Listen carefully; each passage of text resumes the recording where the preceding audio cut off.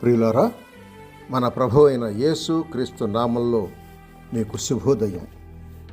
ఆయనను గూర్చి అనుదిన ఆత్మీయ ఆహారం, మార్చి 8 ప్రభుదినం.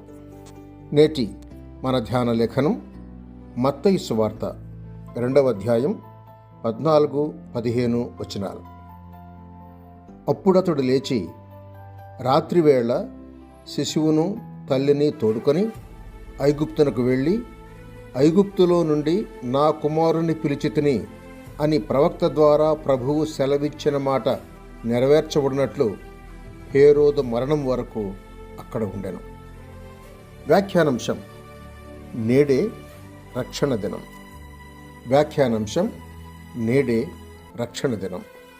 వ్యాఖ్యానం: క్రీస్తే దేవుని కుమారుడు కనుక కుమారుడైన యేసు శిశువై ఉండగా కొంతకాలము ఐగుప్తులో ఉండి బయటికి వచ్చినప్పుడే హోషేయ గ్రంథం 11వ అధ్యాయం 1వ వచనంలో వ్రాసిన ఈ వాక్యం నెరవేరెను అని మత్తయి వ్రాస్తున్నాడు.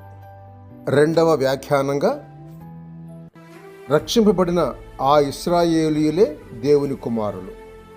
నిర్గమకాండం 4వ అధ్యాయం 22వ వచనం చెప్పుచున్నదేమనగా, ఇశ్రాయేలు నా కుమారుడు, ఈ కుమారుడు కూడా ఐగుప్తులో నుండి పిలువబడి వచ్చి క్రమేణ పాలస్తీను దేశములో నివసించాను. మూడవది, పూర్వకాలమున అబ్రాము ఐగుప్తులో కొంతకాలం ఉండిన తరువాత ఫరో అతన్ని పిలిచి నీ భార్యను తీసుకుని పొమ్మనెను. అబ్రాము కూడా ఐగుప్తులో నుండి బయటికి పిలువబడ్డాడు. ఆదికాండం 12వ అధ్యాయం 19-20 వచనాలు, అలాగే 13వ అధ్యాయం 1వ వచనం చూడండి. ఐగుప్తు తెలుగులో చీకటి అని అర్థం. క్రీస్తును నమ్మిన వారు ఈ దినాల్లో కూడా ఆధ్యాత్మికమైన ఐగుప్తు వంటి చీకటిలో నుండి ఆశ్చర్యకరమైన వెలుగులోకి పిలువబడినవారు. 1 పేతురు పత్రిక 2వ అధ్యాయం 9వ వచనం. ఇది 4వ వ్యాఖ్యానం.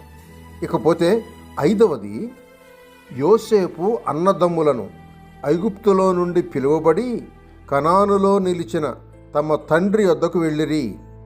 ఆదికాండం 45వ అధ్యాయం 25వ వచనం చూడండి. దేవుని వాక్యం ఎంత లోతైందో చూడండి. 6వదిగా, మీ వంతు ఐగుప్తునకు సూచనగా ఉన్న లోకము నుండి, పాపములో నుండి ప్రభు అయిన యేసు క్రీస్తును నమ్మి, రక్షకుడని నమ్మి నీవు బయటికి రావాలి. తప్పదు. నేడే రక్షణ దినం. సహోదరుడు సైలస్ ఫాక్స్. శుభములతో వందనాలు.